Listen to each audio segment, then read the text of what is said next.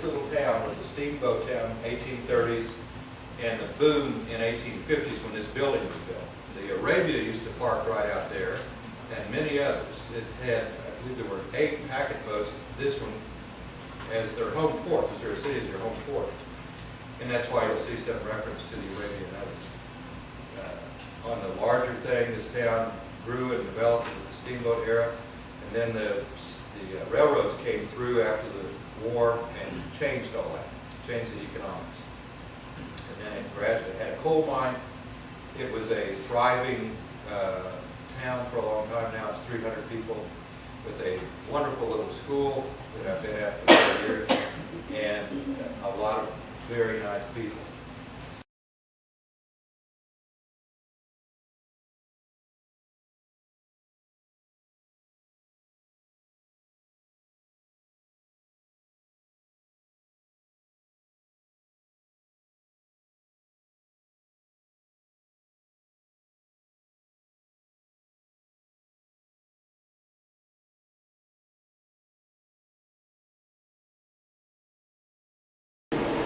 Statement that Lou McCoy said, and again why I put the dresses up in this building. Frank and others came in and killed the mayor of Missouri City to avenge her arrest. She was arrested for making disloyal comments, supposedly making a Confederate uniform, and she was taken from her home north of here and taken through the streets, and there were recording of some of the conversation they had as she went through.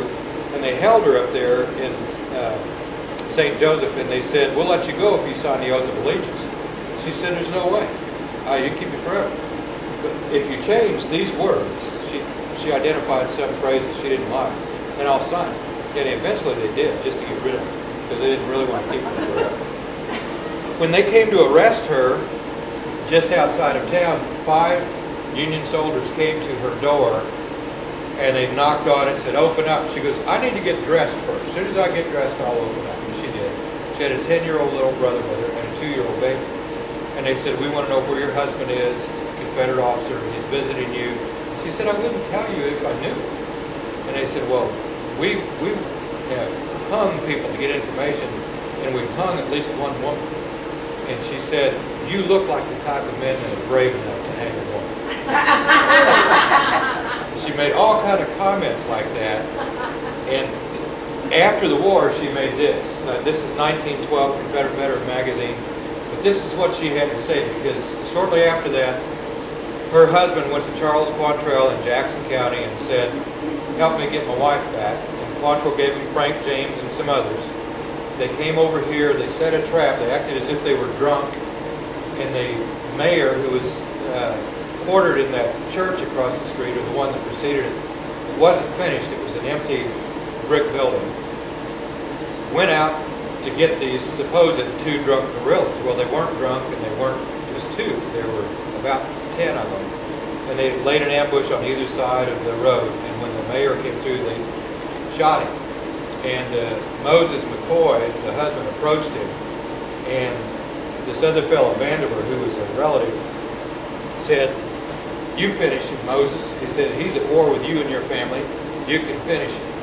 But she doesn't say if her husband really did kill him or not. But he ended up with 3 bullet holes in the head, which is the guerrilla trademark, and his lieutenant, who was shot there too, also 3 bullet holes in the head. And then they came back to town, came in this store where one of their old Army buddies, Sam Allen, was, and they got some cigars to celebrate. He said, "Make it look like a robbery." Later, Lou said, "Well, I always felt sorry for anyone who died on my account, but my husband wouldn't be much of a man, and he wouldn't be worthy of a wife if he didn't avenge me for what they did." So that's what, I put that up, and I thought, yeah, you know, these dresses, you don't mess with them. You didn't mess with women this year. You know, it just wasn't done.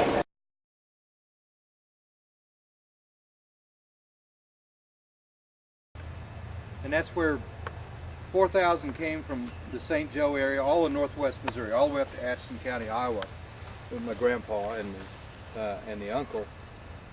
And they were trying to cross the river to get to Price at Lexington, and the Yankees set columns of people, the 16th Illinois out of St. Joe, the 3rd Iowa out of Cameron to catch him. But the 3rd Iowa caught him. 3rd Iowa had about 600. All that was left that could cross the river was 600. So those two groups shot at each other for about an hour, about probably 80 casualties. And then the Yankees lost. They went back up to William Jewell, dug trenches. The rebels went across the river and went down to Price.